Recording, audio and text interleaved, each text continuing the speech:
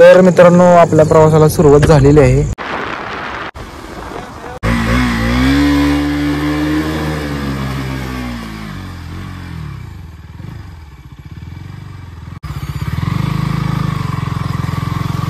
नमस्कार मित्रांनो, तुमचं सर्वांचं स्वागत आहे आपल्या आजच्या या ब्लॉगमध्ये। तर मित्रांनो आजचा प्रवास हा माझा घरी जाण्याचा आहे, कारण की चालू आहे सुट्टी चालू आहे आणि हा मी मोठं ब्लॉग बनवतो आहे आजचा। हा म्हणजे छोटा मोठा मोठं ब्लॉग बनवतो।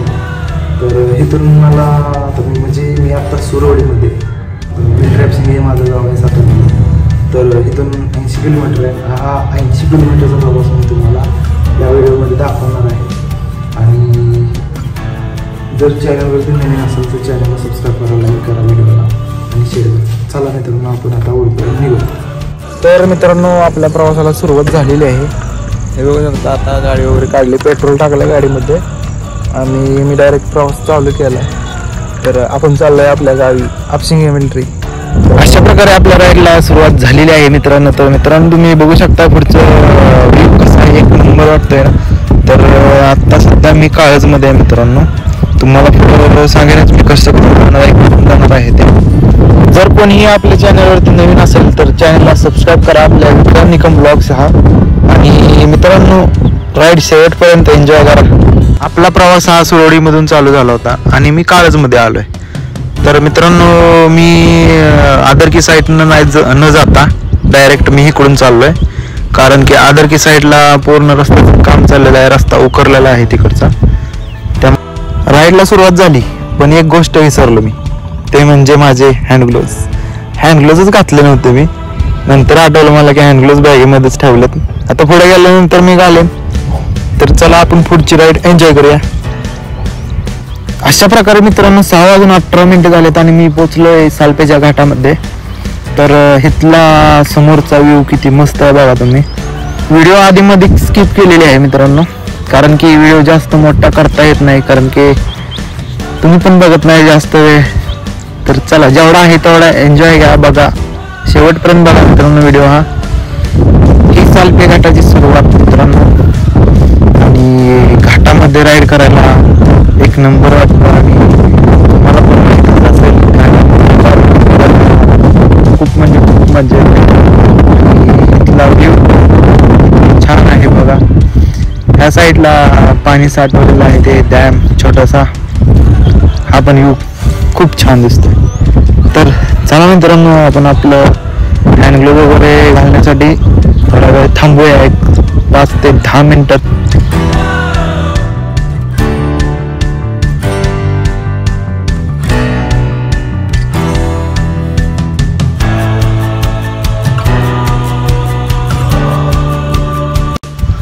तर मित्रांनो ह्या ठिकाणी मी थांबतोय, मध्य रस्त्यामध्ये आहे सालपे घाटाच्या। मस्त व्ह्यू आहे, मी माझे हँडग्लोव्ह दाखवतो तुम्हाला। तर हे आहे माझे प्रो रायडरचे हँडग्लोव्ह, मला 2 ते 2.5 वर्ष झाले। यासोबतचा एक्सपिरियन्स एक नंबर आहे मित्रांनो, भारी वाटते हँडग्लोव्ह। सेफ्टीसाठी त्याचे पॅड वगैरे आहेत आणि छान आहे, त्याचं कापड वगैरे छान आहे प्रो रायडरचे। आता मला चेंज करायचे, त्याला पण खूप दिवस झाले। एक हँडग्लोव्ह आहे तो फाटलाय थोडासा, तो चेंज करणार आहे मी। आणि तर चला आपण जाऊयात आता पुढे।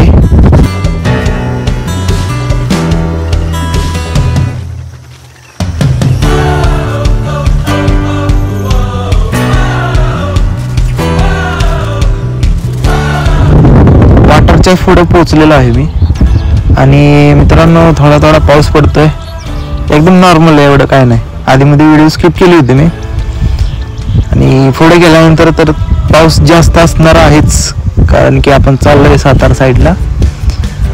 थोडंच पुढे गेल्यानंतर पाऊस चालूच होतो आणि तुम्ही पुढे पण बघू शकता डोंगरावरती असं बारीक बारीक धुकं आलं, एकदम नॉर्मल दिसतंय। व्हिडिओमध्ये तुम्ही नीट बघितलं तर दिसेलच तुम्हाला। आणि आता मी पोचलोय ते वाटरच्या पुढे, इथं रेल्वे क्रॉसिंगचं फाटक आहे, तिथून जायचं। आता रेल्वे दिसत नाही, मला वाटत नाही की। तर चला आपण जाऊया पुढे।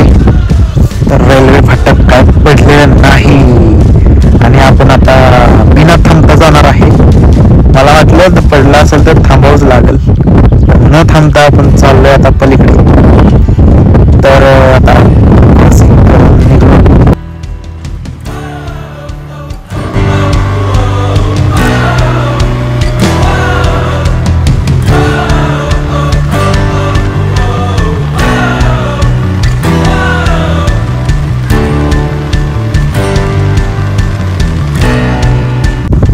मी म्हणलं होतं का नाही तुम्हाला, पुढे आल्यानंतर पाऊस चालूच होता.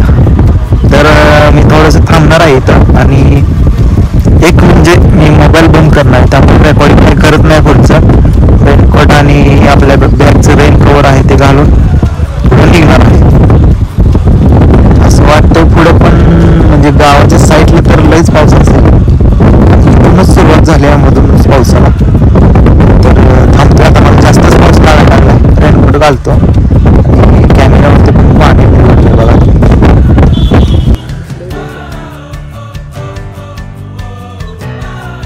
मी सातारमध्ये पोहोचलोय भावांनो. आणि पाऊस असल्यामुळे व्हिडिओ काय जास्त केला नाही. तिथून डायरेक्ट सातारमध्ये आल्यावर पाऊस थांबला होता थोडा. आणि रस्त्यावरती बघू शकता तुम्ही, वाला झालाय रस्ता सगळा. व्हिडिओचं स्पीड वाढवलेलं आहे मी, कारण की तेव्हाच रेकॉर्डिंग नीट झालं नव्हतं. आणि हे बघू शकता तुम्ही, पाऊस पडून गेलेला आहे आणि थोडा थोडा येतोयच. रस्त्याचं पाणी ओढतंय का पाऊस येतो हेच कळत नाही, कारण की हेल्मेटची काच आहे माझी, त्यातून नीट दिसत नाहीये. त्यामुळे मी हळू चाललो होतो. आणि मी सध्या पोहोचलोय खिंडवाडीमध्ये. इथून आपला अजून गावचा प्रवास 15 किलोमीटरचा आहे. तर भावना आपण पोहोचलो आपल्या गावात आणि मी डायरेक्ट रानातल्या घरी आलोय, खाली न जाता गावातल्या घरी. तर आपलं हे रानातला जाण्याचा रस्ता आहे.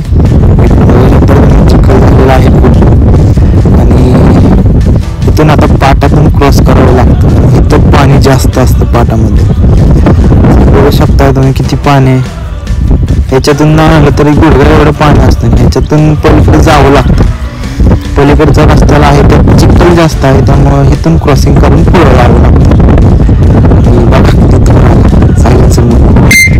पाणी उडलं ना, एवढे लांबून आलो होतं त्यामुळे पाणी उडलं. धूळ झालं. पुढे बघू शकता तुम्ही आता हा रस्ता किती खराब आहे.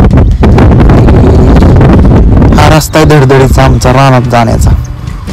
आणि इथून काय होतं माहिती आहे का, दरवर्षी पावसाळ्यात पाऊस पडला का नाही, एवढं पाणी वाहत असतं ना, त्यामुळे इथलं जी माती आहे ती वाहून गेलेली आहे. त्यामुळे सगळे असे दगड वर आलेत तिथली. त्यामुळे एवढं रस्त्याची अवस्था बेकार होती. आणि पावसाळ्यात जास्त करून गाड्या वर जात नाहीत. पुढे दिसतोय ना कॉर्नर, इथं 2 मिनिटं दाखवतो तुम्हाला, पोचू द्या तिथं. ह्या कॉर्नरपर्यंतच आमच्या गाड्या लावल्या जातात. इथं राईट साईडला गाड्या लावतो आम्ही. पण आता असं आहे की चिखलामध्ये पाणी जास्त आहे, त्यामुळे मी इथून गाडी वरती घेतोय आपल्या घरापाशी.